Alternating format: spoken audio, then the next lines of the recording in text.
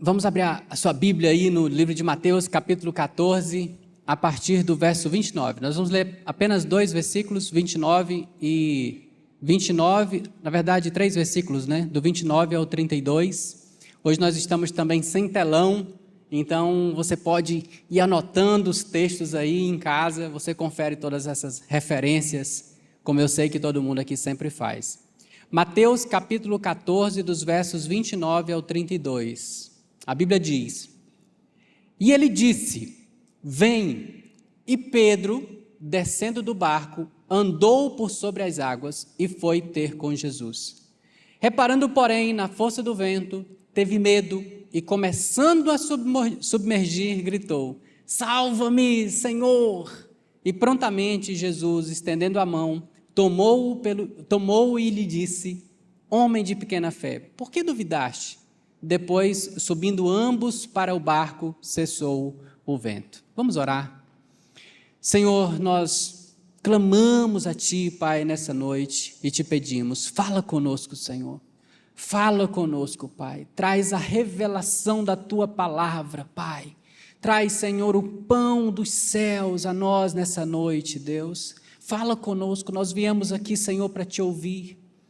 Que não saia, meu Deus, da minha boca nada, Senhor, fruto da sabedoria humana, meu Deus, mas que seja a sabedoria do Senhor, dos céus, Pai, a falar conosco. Que seja o Teu Espírito Santo, Pai, através da minha vida e falando também, primeiramente, em mim e no meu coração, Pai. Fala conosco. Assim nós oramos e Te pedimos em nome de Jesus. Amém e amém. Glória a Deus. Esse texto é conhecido de todos nós. Inclusive, a palavra da oferta foi no mesmo capítulo, um texto logo anterior a esse que nós acabamos de ler. O episódio, narrando para vocês o que a Bíblia está dizendo aqui, o contexto dessa história, os discípulos estavam no barco, lutando contra as ondas, desde o final da tarde ali, desde o início da noite, já até as 3 horas da manhã, e eles vinham naquela luta contra as ondas. Essa viagem era uma travessia relativamente fácil de ser feita, né? Esse lugar, né, que é o Mar da Galileia, mas também conhecido, chamado de Lago de Genezaré, porque do outro lado da margem desse lago, desse mar, era Genezaré, a cidade de Genezaré. Inclusive, quando você continua a leitura do texto, você vê que quando eles atravessaram para o outro lado, aconteceram muitos milagres e curas. Jesus operou muitos milagres e curas lá do outro lado, e eles estavam fazendo essa travessia. Acredito que principalmente para os discípulos de Jesus que tinham familiaridade ali com a navegação, que eram pescadores, já tinham feito essa travessia inúmeras vezes. Mas dessa vez as ondas estavam realmente deixando eles preocupados, a ponto de estarem com medo mesmo de naufragarem, de afundarem o barco naquele dia. Logo antes de eles entrarem no barco, entrarem no mar, eles tinham experienciado uma multiplicação de peixes extraordinária, de pães e peixes extraordinária, que a Lorena narrou para a gente aqui, um milagre estrondoso, tanto que as multidões cercaram Jesus ali, Jesus tentando despedir as multidões, colocou eles no barco e disse, vão na frente, e Jesus se retirou para o monte para orar e ficar um tempo sozinho. Mas agora os discípulos estavam em apuros, eles estavam aflitos, já em alta madrugada, quando de repente, e aí eu imagino que qualquer um de nós, no lugar deles, teria passado pela mesma situação, teria vivido a mesma experiência, estavam já preocupados com medo de afundar o barco, por causa das ondas e da tempestade. Mas, se isso não fosse suficiente, eles avistam no meio da tempestade, andando sobre as águas, alguém ou algo, eu acho que inicialmente eles não entenderam o que era alguém, e quando, à medida que ele foi se aproximando, o Pedro, talvez o mais ousado deles, conseguiu entender ou identificar inicialmente que talvez pudesse ser Jesus, e quando ele identificou que era Jesus, ele lança uma prova, e ele diz, mestre, se é você mesmo, então manda que eu vá até você andando sobre as águas, lança um desafio, e Jesus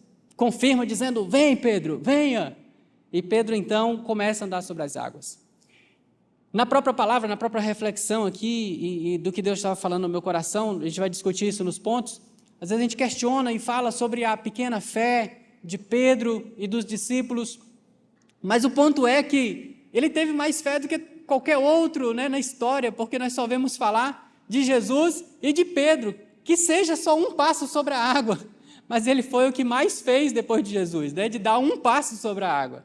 E ele, eu não sei se foi só um passo, mas ele começou a andar sobre as águas, e então a fé dele começa a vacilar e ele vai afundando ali. Jesus vai lá, estende a mão e, dando socorro a ele, traz ele para cima, e ambos entram no barco, e Jesus dá ordem para que o vento, para que o mar se acalme, e de repente tudo se transforma em bonança e tudo passa.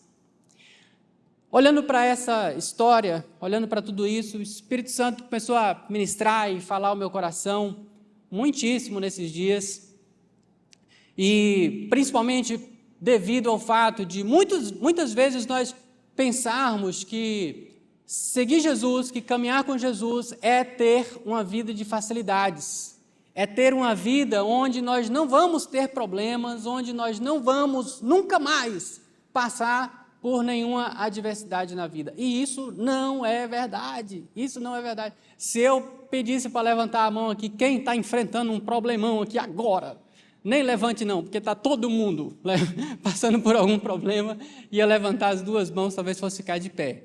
Todos nós, o dia inteiro e todos os dias, estamos passando por situações assim. Então, antes de tudo, Jesus não disse que nós não teríamos problemas, que nós não enfrentaríamos tribulações, pelo contrário. Lá em João 16:33 ele diz: e essas coisas vos tenho dito, para que tenhais paz em mim. No mundo passais por aflições, mas tenham bom ânimo, eu venci o mundo.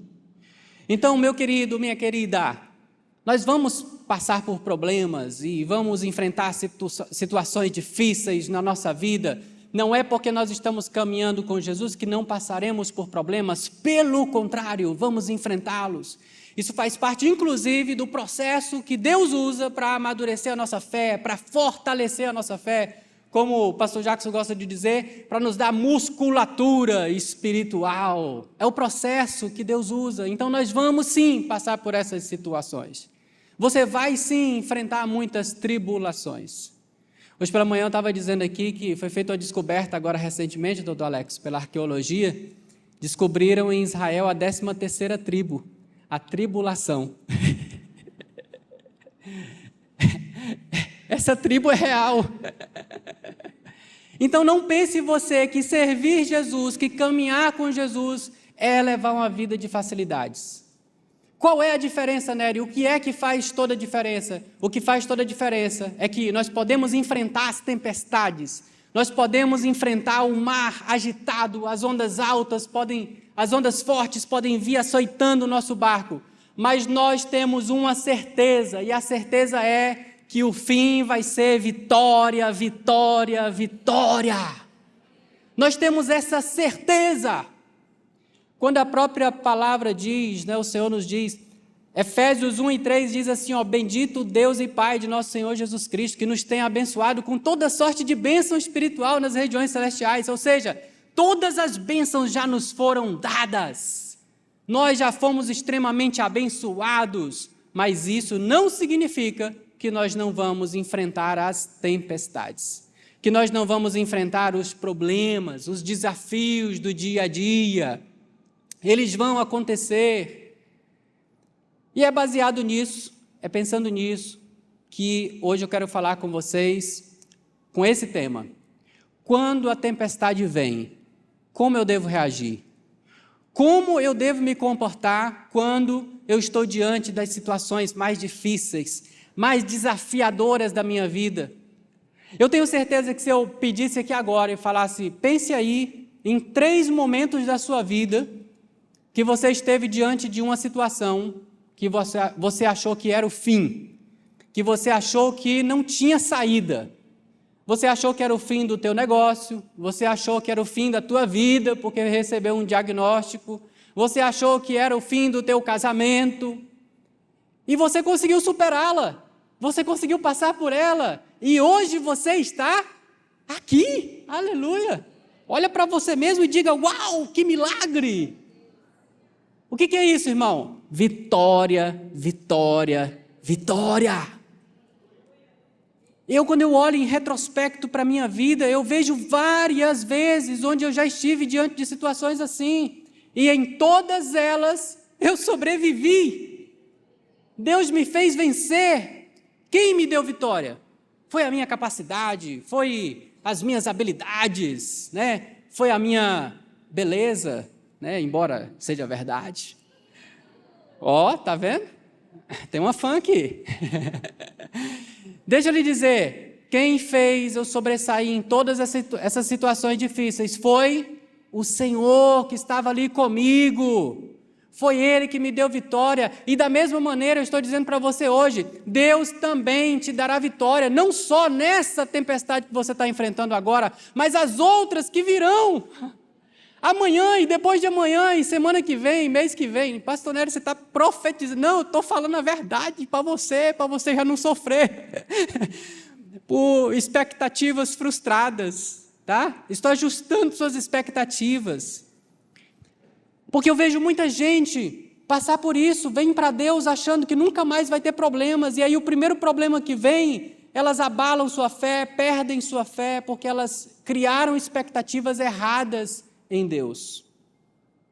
Então, ao contrário de te dizer aqui que seus problemas se acabaram, se para quem é dessa época e lembra desse jargão, eu estou aqui para te dizer que mesmo com os problemas e com os maiores desafios a que você for submetido, eu estou aqui para dizer para você que se você permanecer firme em Jesus, sua vida vai ser vitória, vitória, vitória.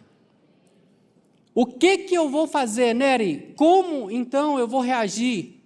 Quando a tempestade vier, quais devem ser as minhas atitudes? Anote aí no seu caderninho ou no seu bloco de notas. A primeira delas, a primeira atitude deve ser andar sobre as águas.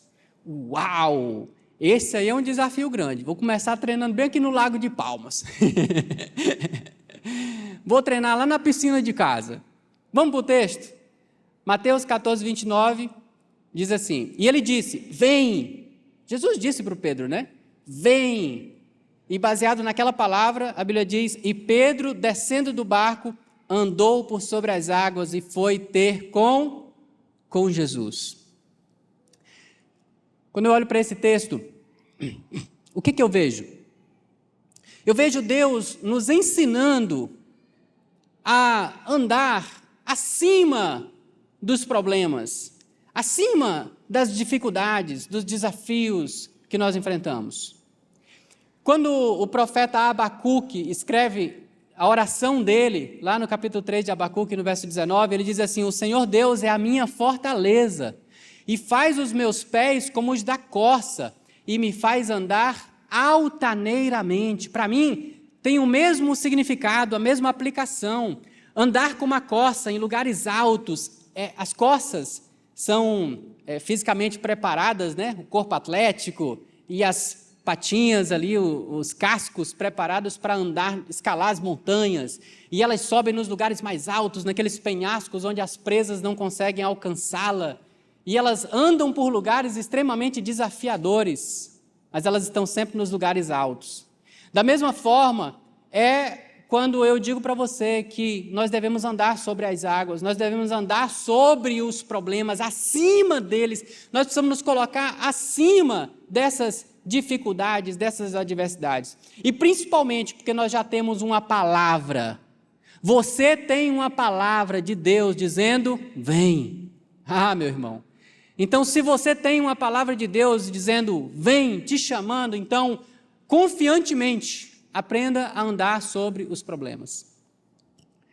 Em 2010, eu e minha esposa, eu e Pera, nós conduzimos uma caravana com alguns jovens missionários, e nós levamos essa turma aqui para a Bolívia, para poder fazer uma escola de missões lá.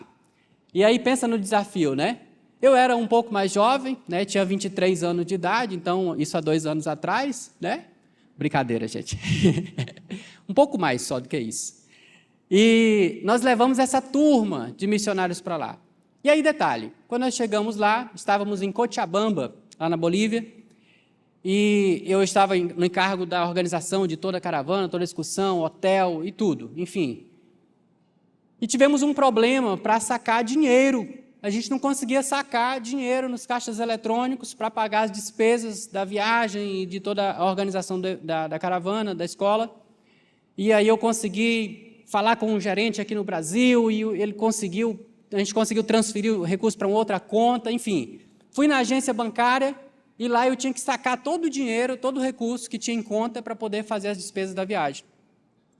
Chamei um colega, pastor, que estava comigo, fomos lá juntos na agência, saquei todo o dinheiro, aquele montante, coloquei dentro da bolsa, coloquei aqui dentro do paletó, e aí viemos no táxi, voltando para a casa de uma irmã, que a gente estava lá numa reunião, logo mais tarde ia ter um aniversário e eu ia dar uma palavra.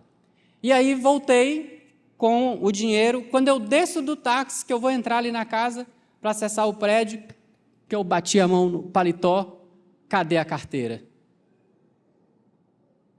Exato, tive essa mesma sensação sua aí. E aí, cadê o dinheiro? Tinha perdido. Aí eu não sabia se tinha caído no chão, se tinha ficado no banco, se tinha caído no táxi. Aí, para me confortar, claro, né? Homens de Deus, pessoas muito inspiradas e de fé do meu lado, os irmãos ali bolivianos, falaram assim, pastor, se fosse lá no Brasil, eles devolvem, mas aqui na Bolívia não devolve, não. Aqui, o senhor pode esquecer. Aqui, não, irmão, mas se a polícia encontrar, diz, não, os policiais eles jogam a carteira dentro do lixo e fica com o dinheiro. Pode esquecer que ele não devolve, não. Pensa nos irmãos de fé. E aí eu me agarrei na fé, reuni os irmãos ali da caravana, e aí oramos, colocamos aquilo diante de Deus. E aí minha esposa, né, disse assim, amor, tem um aniversário, é tu que vai dar uma palavra lá para a irmã. Aí eu disse, então bora. Isso eram as 6 horas da tarde, aí arrumamos ali, fomos, e eu, meu Deus, Senhor, socorre, Deus, faz um milagre, e eu ali. E Deus sabe como é que estava o meu coração. Irmãos, quando foi por volta de umas 9h30 da noite, todo mundo lá na festa, e ali, e eu, né, só, como a gente diz, né, em espírito de oração. E aí vem uma irmã boliviana gritando com o celular na mão, dizendo, Pastonere, teléfono para usted. Viu como meu espanhol está bom? Só que eu vou falar o restante em português, porque está sem telão, não tem tradução simultânea, então vou falar em português. E aí ela trouxe, e eu, no primeiro momento pensei, mas eu conheço ninguém aqui na Bolívia, telefone para mim, como assim? E aí, irmãos, eu atendi o telefone. Quando eu atendi o telefone, do outro lado, estava uma mulher chorando, e ela me explicou primeiro, ela disse, olha, eu estou com a sua carteira, eu achei sua carteira, está todo o dinheiro aqui, e eu encontrei um cartão de visitas, que estava o número do telefone do hotel que você está hospedado, eu liguei lá e ele me disse que você estaria aí nessa casa, e me passou o telefone dessa pessoa que eu liguei. E eu estou te ligando porque eu preciso lhe contar essa história. Há 1 ano atrás, estava eu e, na verdade, minha mãe estava saindo do banco e ela sacou uma quantia muito grande de dinheiro. E ela já é idosa e esse dinheiro era o dinheiro para ela passar o resto da vida dela, da velhice dela, como se fosse o valor da aposentadoria. E quando ela estava na porta do banco, ela foi assaltada e foi agredida por alguns bandidos. E ela ficou muito chateada pelo que aconteceu com a mãe. E ambas eram da igreja, e ela se revoltou contra Deus e disse, Deus, o Senhor deixou que isso acontecesse com minha mãe, não entendo, por que o Senhor deixou que isso acontecesse com ela? E elas se afastaram da igreja, e já havia 2 anos que ela não ia à igreja. E algumas semanas atrás ela tinha recebido uma palavra de alguém. Alguém tinha dito para ela, dito assim, olha, Deus vai colocar alguém no seu caminho. E quando você encontrar essa pessoa, você vai saber que sou eu te dando uma oportunidade de você voltar para mim. Aí ela falou chorando, ela disse, pastor, eu não te conheço, mas eu sei que você é essa pessoa. Eu quero marcar com você amanhã um horário e eu quero ir até você e eu vou te devolver a carteira, eu vou te devolver todo o dinheiro que você precisa. Irmãos, e aí nós nos alegramos, celebramos. Você pode aplaudir, é algo poderoso. Alegramos, e aí nessa hora, né, eu mesmo disse assim, eu sempre acreditei, eu estava crendo. E aí celebramos, né, o milagre. No outro dia nós ainda nos encontraríamos, que foi um milagre maior ainda, né? No outro dia, 9 horas da manhã, recebemos elas, e aí veio ela e a mãe, e foi o que foi mais gratificante para nós, porque no momento que nós recebemos elas nos devolveram o dinheiro e tudo, fizemos uma oferta na vida dela, mas elas entregaram, voltaram para Jesus, e eu tive a honra de orar, recebendo elas de volta para Jesus, e aí naquele momento eu entendi o que Deus estava fazendo. Tem uma frase que, eu não sei quem é o autor, mas que ele diz que Deus primeiro complica as coisas, depois ele descomplica, e só depois ele explica.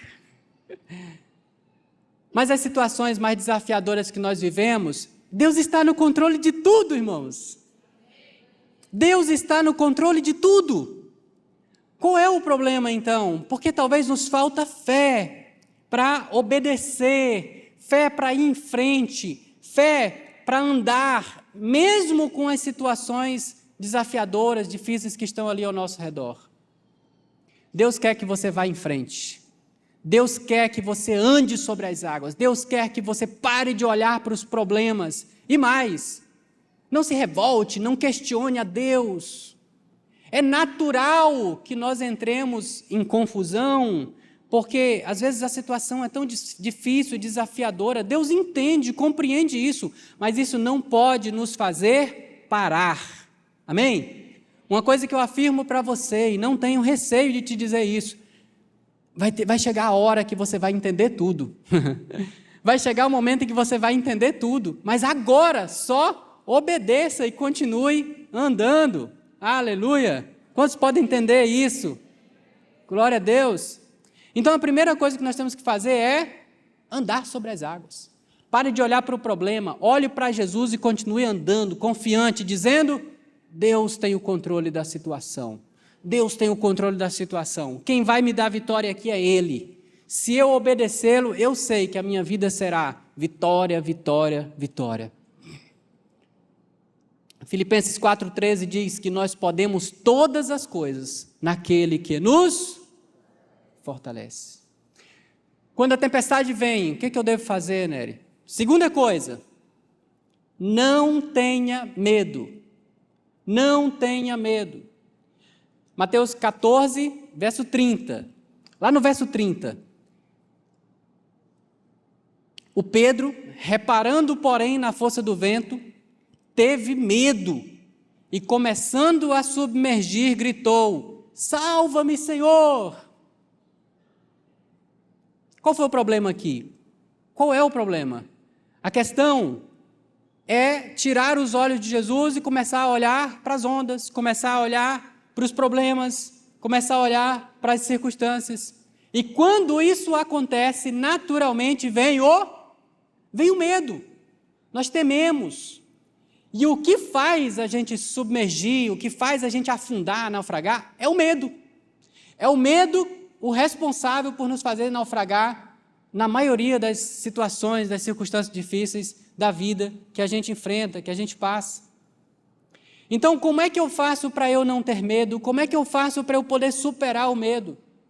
Filipenses 3, 13 e 14, o apóstolo Paulo diz: irmãos, quanto a mim, não julgo havê-lo alcançado, mas uma coisa faço, esquecendo-me das coisas que para trás ficam e avançando para as que estão diante de mim, prossigo para o alvo, para o prêmio da soberana vocação em Cristo Jesus. O que eu tenho que fazer? Eu vou olhar para Jesus. Eu não vou tirar os meus olhos de Jesus, das suas promessas, da palavra que Ele me deu. Eu vou confiar inteiramente no seu amor, porque o que é capaz de vencer o medo é o amor. É o amor. Quem tem filho recém-nascido aqui, se nós olharmos para um pai segurando a criança de colo, para uma mãe segurando a criança de colo, ali eu estou vendo já é um rapaz que eu acho que deve ter uns 12 anos, está no colo do pai ali. 6, errei a conta. Mas olha o sono tranquilo, olha como dorme tranquilo no colo do pai. Por quê? Que o filho jamais pensa que o pai vai jogá-lo. Às vezes pode estar num ambiente agitado, o filho descansa e dorme tranquilo no colo do pai ou da mãe. É ou não é? Por que acontece isso, irmãos? Por causa da consciência do amor do pai. Ele tem tanta certeza que o pai o ama e jamais permitirá que mal aconteça a ele, que ele dorme, ele descansa, tranquilo. Então, o que é que faz com que nós possamos vencer o medo diante das situações difíceis? Acreditar, crer no amor que Deus tem por nós. No amor que Deus tem por nós. 1 João 4,18 diz, no amor não existe medo. Antes, o perfeito amor lança fora todo medo.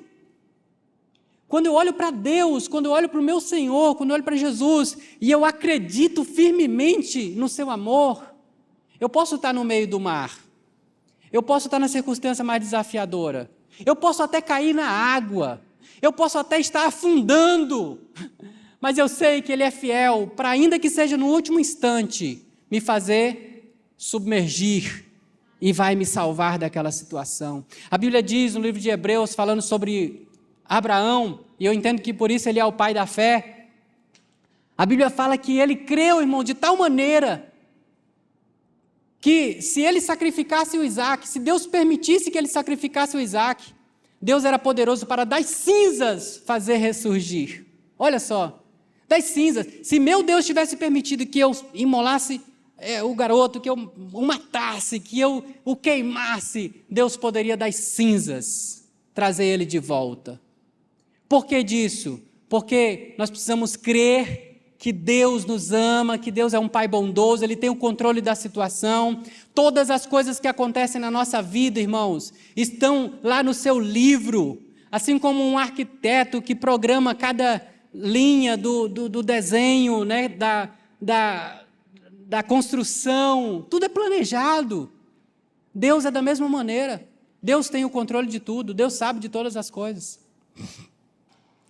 Nessa viagem, quando nós saímos de lá do aniversário, acompanha comigo, saímos lá do aniversário celebrando, dizendo glória a Deus, aleluia, encontramos, o milagre aconteceu. E aí os irmãos, né, que estavam dizendo lá que não vai encontrar não, e todo mundo com fé agora, com a fé aquecida, aleluia. Fomos para o hotel. O hotel era recém-inaugurado, era de um irmão da igreja, tinha inaugurado o hotel para nos receber.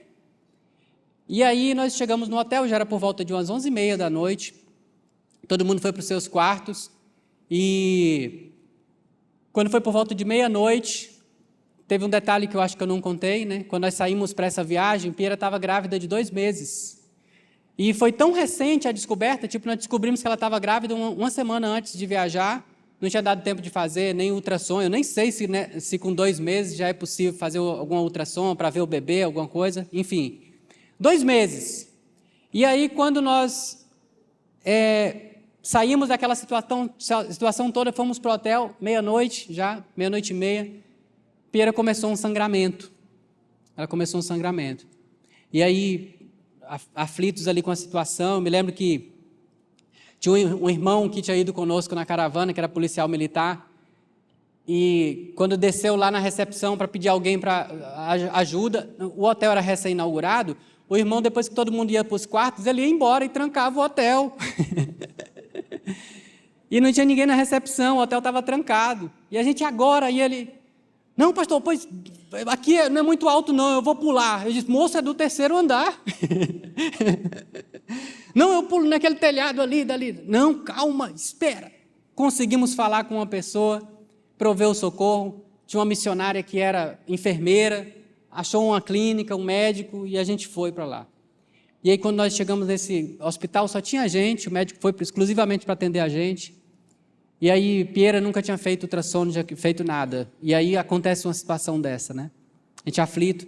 eu fiquei no corredor enorme, aqui esperando com um pastor amigo meu. Pieira foi com a missionária para dentro do consultório para ver o estado, ver o que era e tal. E eu ali orando e perseverando e crendo. Naquele momento, o medo quis me pegar. Né? Naquele momento, veio aquela voz dizendo assim, e aí, será que vale a pena fazer tudo isso? Né? Vale a pena esse sacrifício? E ao mesmo tempo, como se fosse eu mesmo ali, talvez falando com Deus e dizendo, Deus, mas eu estou aqui fazendo tua obra, não deixa acontecer nada. E eu naquela guerra, travando aquela guerra ali comigo. Depois de uns 40 minutos, a Pieira vem com a missionária, e ela vem, irmãos. Eu olhei assim, aquele corredor acho que devia ter uns 30 metros, mas parecia para mim que eram uns 5 quilômetros. Enxerguei assim de longe. Aí ela vem devagarzinho.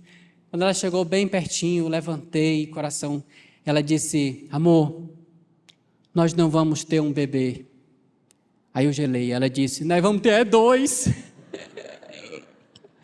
Porque não sabíamos. Aí eu, na hora, ajoelhei no chão e disse, Deus, muito obrigado, Senhor. Muito obrigado. Naquele momento, me veio forte no coração essa certeza. Se você está no centro da vontade de Deus, tudo vai dar certo. Se você está no centro da vontade de Deus, Deus tem o controle da situação. Se você está no centro da vontade de Deus, não importa o tamanho das ondas, o seu destino vai ser sempre vitória, vitória, vitória. Então, irmãos, talvez eu e você precisamos corrigir a nossa oração. Talvez ao invés de falar, Deus, me ajuda a resolver esse problema, Senhor.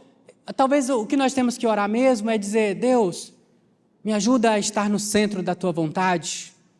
Me ajuda a estar no centro da tua vontade. Se nós estivermos no centro da vontade de Deus, a certeza para a nossa vida é que será vitória, vitória, vitória. O que eu faço, Nery, quando eu estiver no meio da tempestade? Então, primeiro, andar sobre as águas. Segundo, eu não vou ter medo. Eu não posso ter medo. Terceiro, eu vou manter a minha fé. Eu vou manter a fé. Eu vou manter a fé. Mateus 14, 31 e 32. Vamos acompanhar o texto. E prontamente, Jesus, estendendo a mão, tomou-o e lhe disse, homem de pequena fé, por que duvidaste? E subindo ambos para o barco, cessou o vento. Na versão hiper atualizada, diz assim, que Jesus chamou Pedro aqui de homem bully, porque é o homem de pouca fé. Essa piada só entende mesmo quem nasceu de 90 para trás. A questão não é só dar o primeiro passo. A questão é eu manter a fé para continuar caminhando. Eu preciso continuar caminhando.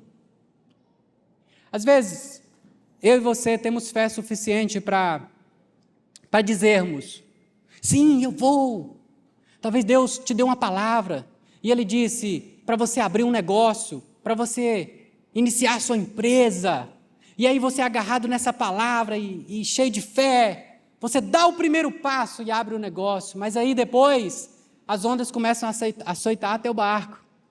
E aí você começa a ser provado. E aí muitos de nós nessa hora naufragamos. Por quê? Porque nós não tivemos fé suficiente. Porque a nossa fé foi pequena. Porque nós não conseguimos manter a fé. Nós não tivemos fé para continuar, só para dar o primeiro passo, assim como foi Pedro. O que Deus está falando conosco? Meu filho, mantenha a fé. Tenha fé para continuar a jornada. Tenha fé para continuar andando. Tenha fé para continuar andando. As ondas estão açoitando o barco, você está dizendo, glória a Deus, aleluia, eu vou em frente, eu tenho uma palavra. A vida de quem está no centro da vontade de Deus é vitória, vitória, vitória. Eu vou continuar andando. Nós precisamos ter fé para continuar. O apóstolo Paulo diz lá em 2 Timóteo 4, 7, quando ele fala assim, eu combati o bom combate, isso já no final da carreira, no final da vida ministerial dele. Ele diz, combati o bom combate, completei a carreira e guardei a fé. Só o fato de ele dizer combati o bom combate já dá para imaginar que o negócio não foi fácil. É ou não é? Ele combateu um combate, irmãos, e não foi só um não, foi muitos. Paulo passou por naufrágio, por apedrejamento, por açoites em prisão, prisão, espancamento, tudo que você imaginar. E sabe o que ele disse? Ele disse assim, e eu completei a carreira, eu cheguei lá no final. E eu não cheguei de qualquer jeito não, eu guardei a fé. Eu mantive a minha fé até o final. Esse é o grande desafio para nós, não apenas dar o primeiro passo, mas termos fé suficiente para continuarmos avançando, indo na direção de Jesus, sem perder o que Ele a palavra que Ele nos deu, sem tirarmos os nossos olhos de Jesus e crendo, sobretudo, nas promessas que Ele tem para cada um de nós. Se eu desafiasse você agora e dissesse, quem aqui tem um problema, quem aqui tem uma adversidade, vem aqui que nós vamos orar e isso vai passar. Deixa eu te falar, talvez a grande lição de Jesus para Pedro e para os discípulos, talvez não fosse mandar o vento quietar. Escute isso. Talvez não fosse acalmar o mar. Talvez a grande lição de Jesus para os discípulos fosse enfrentar a tempestade e permanecer firme. Jesus estava indo na direção deles. Eu tenho certeza que quando Jesus chegasse ali, entrasse no barco, tudo ia se acalmar. Mas olha que oportunidade eles tiveram, né? De andar sobre as águas, mesmo diante da tempestade, do mar agitado. Aquilo deixaria de ser um problema para eles para sempre. Então o que eu estou dizendo para você é que não é que nós vamos orar aqui agora e os seus problemas vão passar. Até porque se nós orarmos e os problemas de agora passarem, amanhã se levantam outros. O que Jesus quer mesmo te ensinar é aprender a andar sobre esses problemas, para eles nunca mais te afetarem. E eu falo isso e ao mesmo tempo estou falando para mim. Deus sabe como eu estou ministrando para mim mesmo, irmãos. Para mim mesmo, dizendo assim, Nery, ande sobre as águas, porque isso não é um desafio só seu. Eu não estou aqui falando como alguém que já se tornou um expert nisso, não. Eu sou um aprendiz como você. Mas eu sei que Deus está nos desafiando dessa forma. E dizendo, filho, filha, aprenda a andar sobre os problemas, aprenda a andar sobre as adversidades, porque vocês vão continuar passando por eles, vão continuar tendo eles, mas eu estou aqui dizendo para vocês que se vocês aprenderem isso, vocês vão viver de vitória em vitória em vitória. Aleluia. Você quer viver isso, irmãos? Fique de pé no seu lugar. Aleluia.